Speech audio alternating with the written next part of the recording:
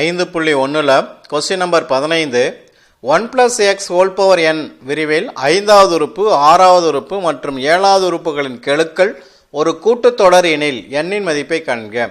இந்த விரிவாக்கத்தில் 5, 6, 7 இந்த 3 உறுப்போட கூட்டுத்தொடரில் இருந்தால் என்னோட மதிப்பு காண்க. அப்போ தீர்வு கண்டுபிடிக்கிறோம். இப்போ 1 + x ஹோல் பவர் என்னோட விரிவில் 5வது உறுப்பு 6வது உறுப்போட கெழு பார்த்தோன்னா 5வது உறுப்போட கெழு NC4 இருக்கும், 6வது உறுப்போட கெழு NC5 இருக்கும், 7வது உறுப்போட கெழு NC6 இருக்கும்.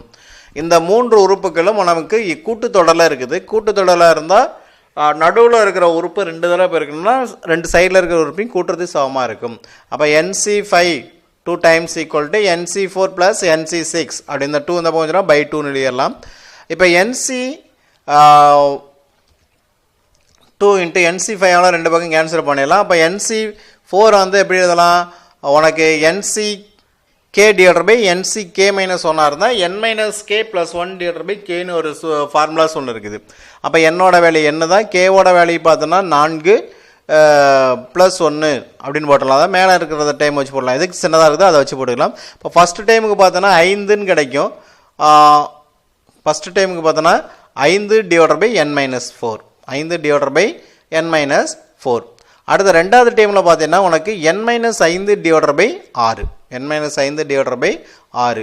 இப்போ எல்லாத்தையுமே குறுக்கு பெருக்கல் பெருக்கி நம்ம சுருக்க போகிறோம். அப்போ குறுக்கு பெருக்கல் பெருக்குன்னா 6 2 12 n - 4 IR 30 + n² - 9n + 20. இந்த 12 உள்ள வச்சு பெருக்கிட்டலாம். உனக்கு n² - 21n + 98 = 0. இது எண்ணில் அமைந்த ஒரு இருபடி சமன்பாடு. அப்போ காரணிப்படுத்த முடியுமான்னு பார்க்குறேன். கூட்டுனா -21 பெருக்குனா 98. அப்போ 14 7ன்னு சொல்லலாம். அப்போ n - 7 × n - 14 = 0. இப்போ n - 7 = 0. அப்படி இல்லைன்னா n - 14 = 0. அப்போ n-க்கு 2 வேல்யூ கிடைக்குது, 7 14. அப்போ என்னோட n இன் மதிப்பு 7 மற்றும் 14.